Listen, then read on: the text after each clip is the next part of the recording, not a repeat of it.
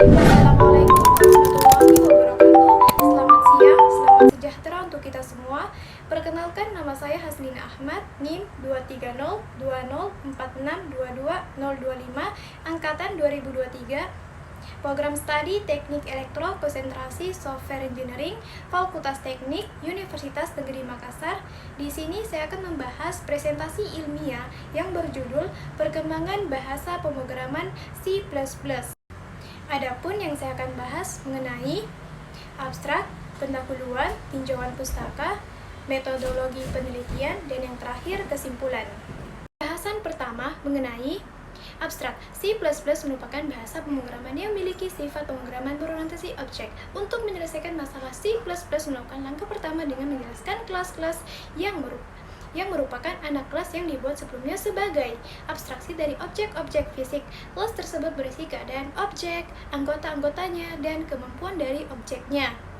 Setelah beberapa kelas dibuat, kemudian masalah dipecahkan dengan kelas. Bahasa C adalah bahasa pemrograman prosedural yang memungkinkan kita untuk membuat prosedur dalam menyelesaikan suatu masalah. Bahasa pemrograman C++ adalah bahasa pemrograman yang berorientasi pada objek. Pendahuluan. Bahasa pemrograman merupakan kumpulan aturan yang disusun sedemikian rupa sehingga memungkinkan pengguna komputer membuat program yang dapat dijalankan dengan aturan tersebut. Bahasa pemrograman dapat dikelompokkan dalam berbagai macam sudut pandang. Salah satu pengelompokan bahasa pemrograman adalah pendekatan dari notasi bahasa pemrograman tersebut. Apakah lebih dekat ke bahasa mesin atau ke bahasa manusia? Dengan cara ini, bahasa pemrograman dapat dikelompokkan menjadi dua, yakni bahasa tingkat rendah atau low level language dan bahasa tingkat tinggi atau high level language. Bahasa tingkat tinggi merupakan bahasa yang mudah dipahami oleh manusia. C++ merupakan salah satu contoh dari bahasa tingkat tinggi. Contoh lain dari bahasa tingkat tinggi adalah Pascal, Perl, Java, dan lain sebagainya. Sedangkan bahasa tingkat rendah merupakan bahasa mesin atau assembly atau bahasa assembly. Sebagai bahasa yang beraras tinggi, C++ mempunyai keunggulan, yakni bersifat universal. Sebagai bahasa yang universal, C++ bisa dijumpai di berbagai platform atau Linux, Unix, Windows, Mac, dan lain-lain. Artinya, jika kita menguasai C++ berbagai platform, PC sangat mudah untuk berpindah di Linux ataupun sistem operasi lainnya. Tinjauan pustaka, landasan teori, dan konsep. C++ adalah bahasa pemrograman komputer yang dibuat oleh Bjarne Stroustrup yang merupakan perkembangan dari bahasa C dikembangkan di Bell Labs, Dennis Ritchie pada tahun 1970-an. Bahasa itu merupakan peningkatan dari bahasa sebelumnya yaitu B. Pada awalnya, bahasa tersebut dirancang sebagai bahasa pemrograman yang dijalankan pada sistem Unix. Pada perkembangannya, versi ANC, American National Standard Institute, pada bahasa pemrograman C menjadi versi dominan, meskipun versi tersebut sekarang jarang dipakai dalam perkembangan sistem dan jaringan maupun untuk sistem embedded. Bjarne Stroustrup pada Bell Labs pertama kali mengembangkan C++ pada awal 1980-an untuk mendukung fitur-fitur pada C++ dibangun efisiensi dan sistem support untuk pemrograman tingkat rendah atau low language coding. Bahasa pemrograman mungkin akan menjadi sangat asing bagi seseorang untuk kenal dengan pemrograman dan akan sulit dipelajari jika dibimbing dengan sangat sulit dipelajari jika tidak dibimbing dengan baik. Ada berbagai bahasa pemrograman yang pada saat ini yaitu Java, C++, PHP, Python, dan masih banyak lagi. Di antara bahasa pemrograman yang telah disebutkan, bahasa C++ merupakan salah satu bahasa yang masih sering digunakan karena mudah untuk dipahami. Pengertian C++.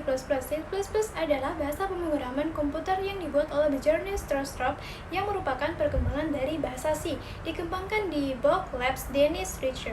Pada awal tahun 1070-an, bahasa itu diturunkan dari bahasa sebelumnya, yaitu bahasa B. Pada awalnya, bahasa tersebut dirancang sebagai bahasa pemrograman yang dijalankan pada sistem Unix. Kompilasi. Dalam proses kompilasi, semua kode sumber dibaca terlebih dahulu dan jika ada kesalahan dalam menulis program, maka akan dibentuk kode mesinnya sehingga program bisa dijalankan. Program yang melakukan tugas ini disebut compiler. Program hasil kompilasi akan berbentuk executable. Program bisa langsung dijalankan tanpa harus memiliki compiler di komputer. Yang menjalankan program tersebut, bahasa menggunakan teknik kompilasi, misalnya bahasa C, C++, Pascal, Assembly, dan masih banyak lagi. Contoh kompiler untuk C++. Yang pertama, Acorn C or C++2, Borland C++3, C++, or CX. Struktur bahasa pemrograman C++. Program pertama pemula menulis sebuah program yang disebut Hello World yang hanya mencetak Hello World ke layar komputer. Meskipun sangat sederhana, namun berisi semua komponen dasar program C++. Sebagai berikut, panel atas menunjukkan kode C++ untuk program ini. Pada bawah menunjukkan hasil ketika program dijalankan oleh komputer, sedangkan angka yang berada di sebelah kiri panel berfungsi untuk memudahkan kita dalam meneliti kesalahan pada program dan bukan bagian dari program. Berikut penjelasan baris-baris pada kode tersebut. Baris pertama, program pertama saya di C++. Dua tanda garis miring menunjukkan bahwa kalimat selanjutnya adalah komputer yang dimasukkan oleh programmer tetapi tidak berpengaruh pada perilaku program. Dapat juga dengan menggunakan bintang, tanda titik, komentar, titik-titik, bintang, garis miring. Baris kedua, include atau isOption. Baris yang dimulai dengan tanda pagar merupakan pernyataan untuk menyertakan preprocessor. Include berarti memerintahkan compiler untuk menyertakan bagian dari standar C++ yang dikenal sebagai header isOption yang memungkinkan untuk melakukan standar operasi input dan output.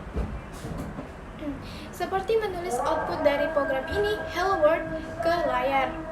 Baris ketiga, sebuah baris kosong.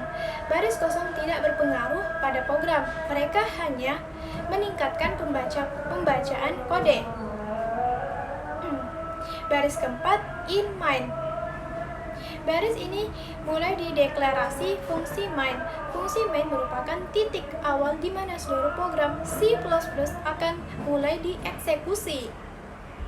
Baris 5 dan 7, atau dan. Tanda kurung kurawal terbuka pada baris 5 menunjukkan awal definisi fungsi main pada tanda kurang kurawal tentang. Pada baris 7 menunjukkan akhir.